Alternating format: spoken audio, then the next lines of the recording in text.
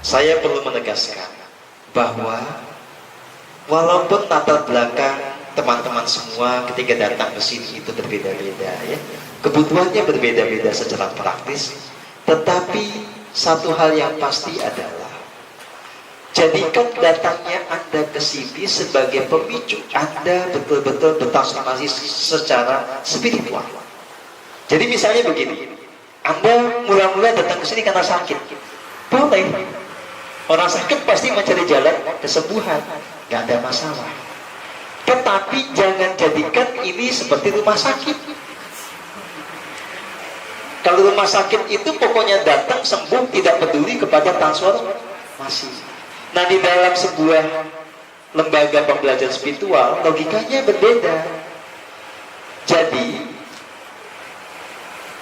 niatnya harus dikalibrasi, ya, diselaraskan. Bahwa dengan bergabung di dalam kegiatan seperti ini, yang harus dicapai itu adalah transformasinya.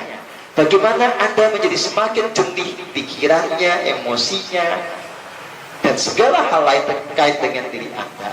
Nah, dari situ kemudian baru Anda mengalami efek samping sesuai dengan kebutuhan masing-masing. Yang sakit sembuh, yang jomblo dan berjatah dapat jodoh, ya dapat jodoh, ya itu efek samping, ya.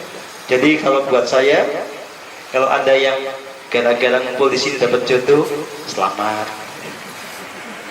Oh iya, jangan senyum Sinta, kamu nggak senyum sendiri. Siapa ya? Nah, gitu ya. Jadi pokoknya silahkan bertransformasi dengan jalan kehening.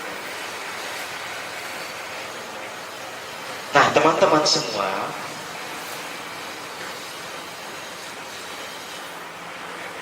secara faktual, ya,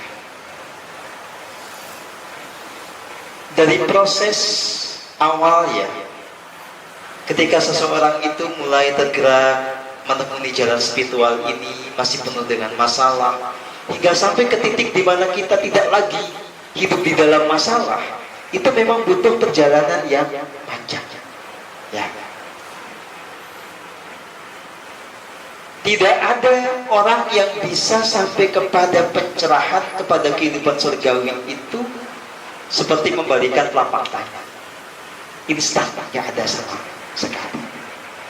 Butuh perjuangan yang luar biasa dari masing-masing diri untuk sampai ke titik yang disebut sebagai puncak.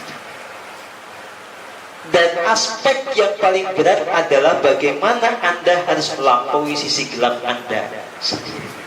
Bagaimana Anda mengatasi shadow, mengatasi segala hal yang tidak selaras, yang itu Anda tanam sendiri di dalam badan sepanjang hidup. Ya. Nah, teman-teman perlu mengerti nanti hukum keseimbangan kosmik gitu ya. Jadi kalau kita sudah terserahkan, maka kehidupan ini akan dibentuk sedemikian rupa menjadi serba selaras, menjadi kehidupan surga. Apa yang memang dibutuhkan itu datang mendekat. Apa yang memang itu merealisasi kerancangan agung, dia tiba-tiba ada dengan nyata.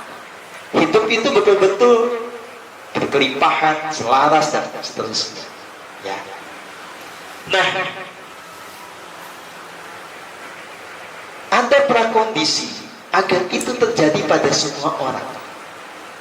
Intinya adalah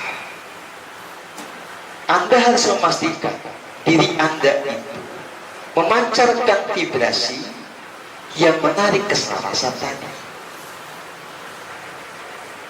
Maka vibrasi yang harus dipancarkan itu dibangun di atas fondasi kemurnian jiwa. Nah, saya harus mengatakan bahwa proses pemurnian jiwa ini bagi banyak orang kok ribet banget gitu ya, susah sekali ya, begitu ya. Jatuh bangun, bersih dikit, besok dikotorin, bolak-balik begitu ya. Nah, tapi ya memang itu fakta buat teman-teman yang belajar yang memang tidak gampang untuk stabil ya. Kadang-kadang saya gemes ya, karena ya ini gemes manusiawinya saya ya, karena Apa yang susah bagi Anda buat saya nggak susah sebetulnya, kan gitu. Tapi kan tidak fair mengukur Anda dengan ukuran saya. Karena kalau ke saya, begitu saya sudah sampai di titik yang tadi jenih itu langsung shoot gitu ya. Nah ini yang saya alami. Nah makanya saya gemes karena melihat Anda sudah dibimbing itu bukannya ke sana malah. Jadi kalau ditarik garis lurus, ya beberapa orang itu antara sebelum ikut kajian sama sudah ikut kajian setahun 2 tahun itu sama aja. Terus ngapain aja selama ini? Nah, boleh nggak begitu ya? Sebetulnya buat saya nggak ada masalah yang mendita juga ada. Cuma kan sayang itu loh ya, saya. Nah makanya saya berharap adanya Mbak Ika itu bisa memperkuat ini semua, memperbaiki sistem kita, termasuk sistem evaluasi, sistem pemberian umpan balik gitu ya, supaya teman-teman semakin dimudahkan untuk bertumbuh gitu ya. Jadi sudah waktunya kita bekerja dalam sebuah sistem, tidak hanya mengandalkan kemampuan orang per orang. Begitu Mbak Ika ya. Nanti jadi di dalam keheningan pasti nanti ketemulah apa sebetulnya disebut sebagai bekerja dengan sistem ini. Ya, dan kita harus bersyukur karena sekarang yang membimbing teman-teman tidak saya sendiri ya. Jadi saya sekarang pekerjaannya semakin berkurang karena banyak beban kerja saya dalam menjawab PA dan macam-macam itu diambil alih oleh Mbak Ai, Mbak Irma, terus ada Mas Ilham, ya, ada Teh Norin dan ada beberapa yang lainnya. Jadi waktu saya untuk nonton film lebih banyak. Ya begitu. Ya. Nah teman-teman semua, gini ya. Kata persaudaraan matahari ini memang muncul di dalam keheningan spontan saja ya. Pas saya memang sedang menulis buku dengan judul Kesadaran Matahari. Buku ini saya tulis karena saya dapat sebuah pengetahuan semesta tentang satu peradaban kuno yang itu menandakan peradaban yang gilang gemilang di atas dasar spiritualitas. Peradaban ini pernah tumbuh di Mesir ribuan tahun silam dengan ikon atau simbol piramid. Piramid ini bukan kuburan, tapi piramid ini adalah satu mandala agung, satu produk teknologi yang memang salah satu perannya adalah sebagai generator energi kosmik. Jadi secara sederhana begini. Si pembangun peradaban ini menempatkan poros energinya di piramid. Piramid dekat dengan pusat kekuasaan. Lewat piramid ini, energi semesta dari mandala-mandala yang ada di jagat raya ini ditarik, disimpan, dan kemudian disebarluaskan kembali ke semua penjuru bumi, termasuk untuk menopang secara spiritual kerajaan yang ada di sana. Nah, siapa yang bisa menggerakkan ini semua?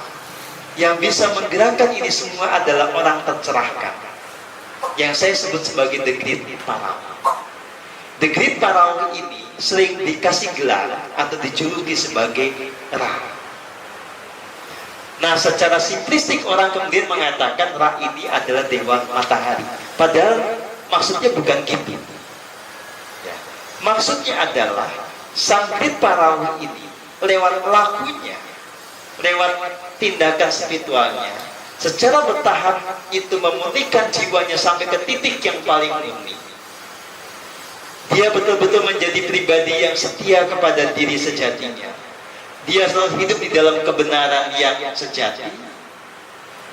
Nah, di dalam kesatuan dengan sang sumber hidup inilah dia kemudian bisa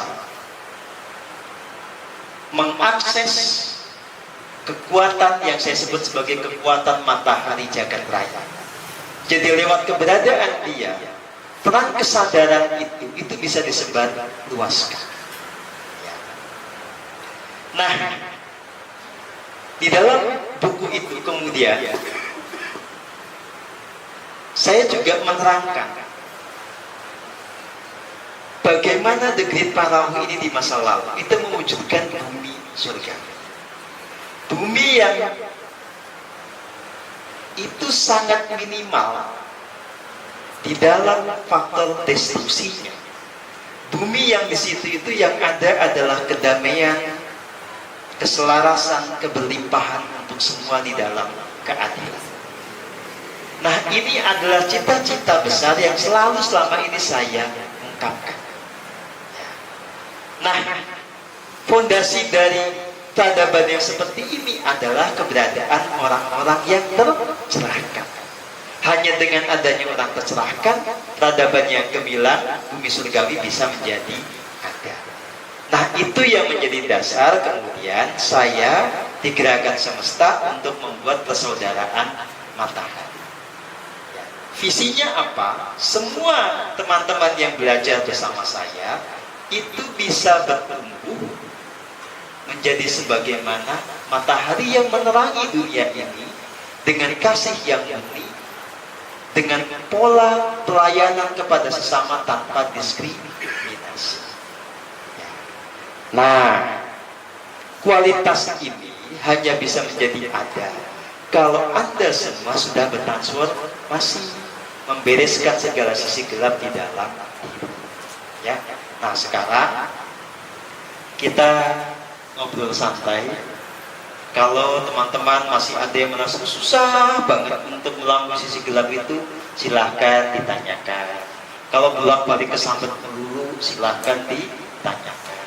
Kalau banyak dosanya tapi gak sadar-sadar juga bahwa ada dosanya, silahkan ditanyakan. Ya.